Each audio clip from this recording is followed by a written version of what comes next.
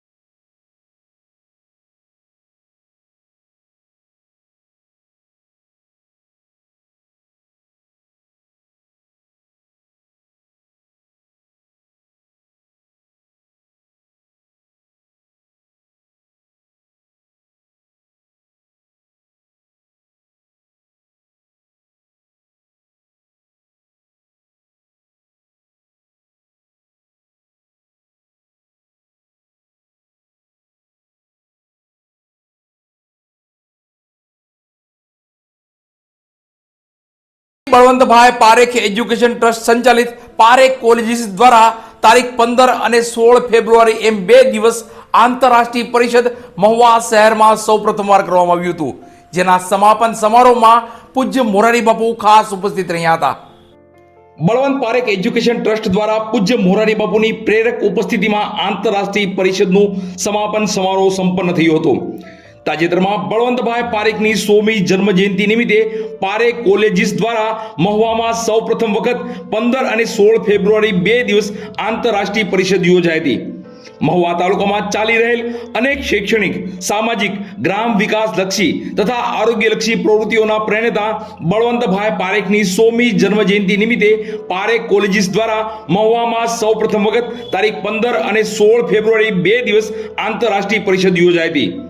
South આફ્રિકાના north west યુનિવર્સિટીના director professor doctor Chrizelle Els, assistant professor doctor Ankit કાતરોડિયાના વક્તવ્યો ઓનલાઈન રજૂ કરવામાં આવેલ તથા આ સમારંભના અધ્યક્ષ તેમજ કી નોટ સ્પીકર તરીકે ડોક્ટર બાબા સાહેબ આંબેડકર યુનિવર્સિટીના vice chancellor doctor Amiben Upadhyay દ્વારા વક્તવ્ય આપવામાં આવેલ, જેમાં અમીબેને તેમના સંબોધનમાં સંસ્થાની પ્રગતિ માટે અને વિદ્યાર્થીઓના ઉજ્જવળ ભવિષ્ય માટે શુભેચ્છાઓ પાઠવી હતી. સંસ્થાના મેનેજિંગ ટ્રસ્ટી પંકજભાઈ રૂપારેલ દ્વારા સ્વાગત કરવામાં આવ્યું હતું. સાથોસાથ PD light CDS head doctor Umesh Joshi દ્વારા પીડી લાઇટ તથા સંસ્થા દ્વારા ચાલતી અનેક વિધિ પ્રવૃત્તિઓની તેમજ ટ્રસ્ટની પાવર પોઈન્ટ પ્રોજેક્ટ દ્વારા માહિતી પૂરી પાડવામાં આવી હતી. સમારંભ અંતે સંસ્થાના ટ્રસ્ટી ભૂપેન્દ્રભાઈ સોપારિયા દ્વારા આમંત્રિત મહેમાનોનો આભાર વ્યક્ત કરેલ. આ સમારંભમાં આત્મી યુનિવર્સિટી રાજકોટના ડોક્ટર શીતલબેન ટાંક તથા લોક ભારતી ગ્રામ વિદ્યાપીઠના એમડી ડોક્ટર તરુણભાઈ દવેના વક્તવ્યો યોજાયેલ તેમજ આ સમારંભમાં પૂજ્ય મોરારી બાપુએ ઉપસ્થિત રહી આશીર્વચન પાઠવેલ. આ સમાપન સમારોહમાં વિવિધ તજજ્ઞોએ પોતે મેળવેલ નંબર પ્રમાણે સન્માનિત કરવામાં આવેલ તેમજ તેમના પાસેથી આ આંતરરાષ્ટ્રીય પરિષદ વિશેના મંતવ્યો પણ રજૂ કરવામાં આવેલ. આ આંતરરાષ્ટ્રીય પરિષદમાં ભારતભરના અનેક રાજ્યોમાંથી 220 કરતા વધારે વિવિધ સંસ્થાઓના વિવિધ તજજ્ઞો દ્વારા વિવિધ વિષયો પર સંશોધનની પ્રસ્તુતિ કરાઈ હતી. આ આંતરરાષ્ટ્રીય પરિષદના બીજા દિવસે યુવા પેઢીને ઉજાગર કરવા માટે યુજી અને પીજીના વિદ્યાર્થીઓ માટે 6 કરતા વધારે વિષયો પર રિસર્ચ પોસ્ટર પ્રેઝન્ટેશન પણ એક આયોજન કરવામાં આવેલ, જેમાં વિવિધ યુનિવર્સિટીના 50 કરતા પણ વધારે વિદ્યાર્થીઓએ પોતાની પ્રસ્તુતિ રજૂ કરેલ. આ આંતરરાષ્ટ્રીય પરિષદની 22 કરતા પણ વધારે દેશોમાં નોંધ લેવામાં આવેલ, જેમાં 7 કરતા વધારે દેશોમાંથી પેપરની પ્રસ્તુતિ કરવામાં આવેલ.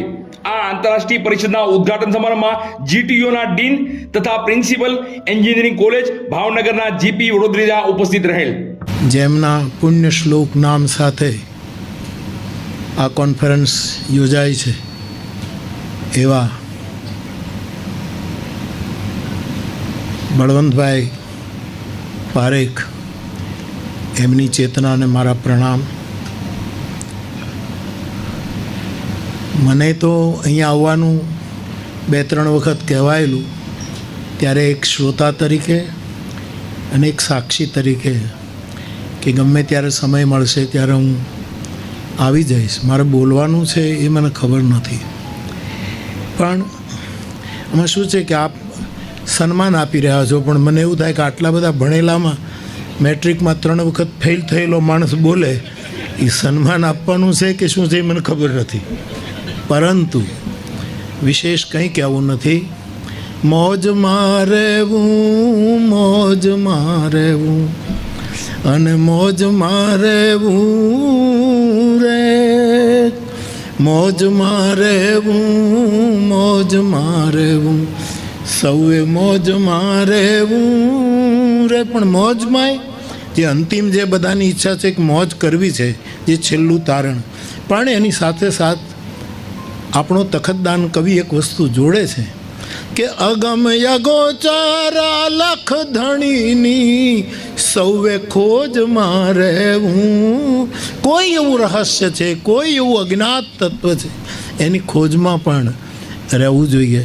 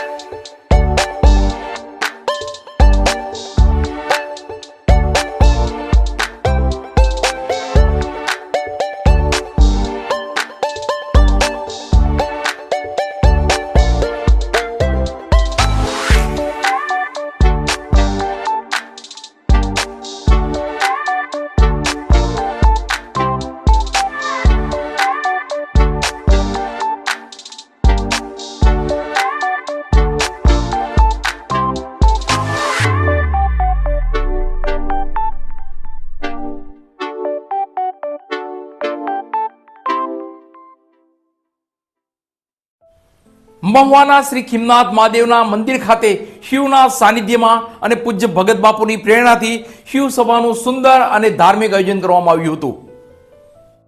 મહુવાના ખીમનાથ મહાદેવના મંદિર ખાતે શિવના સાનિધ્યમાં શિવ સભાનું સુંદર અને ધાર્મિક આયોજન કરાયું હતું. મહુવાના ખીમનાથ મહાદેવના મંદિર ખાતે અવરિત હર રવિવારે સાંજે 5 થી 6 વાગ્યા સુધી શિવ સભાનું આયોજન પૂજ્ય ભગત બાપુની પ્રેરણાથી અચૂક થઈ રહ્યું છે. ત્યારે ગયા રવિવારે પણ આ પ્રવાહી પરંપરા મુજબ શિવસભા યોજાઈ હતી. આ શિવસભામાં બાળકો હોંશે હોંશે પધારી ગમ્મત સાથે જ્ઞાન મેળવી ધાર્મિકતા અનુસરી રહ્યા છે. મહુવા શહેરના ખીમનાથ મહાદેવના મંદિર ખાતે હર ધાર્મિક દિવસોની ઉજવણી ઉત્સાહભેર થતી હોય છે.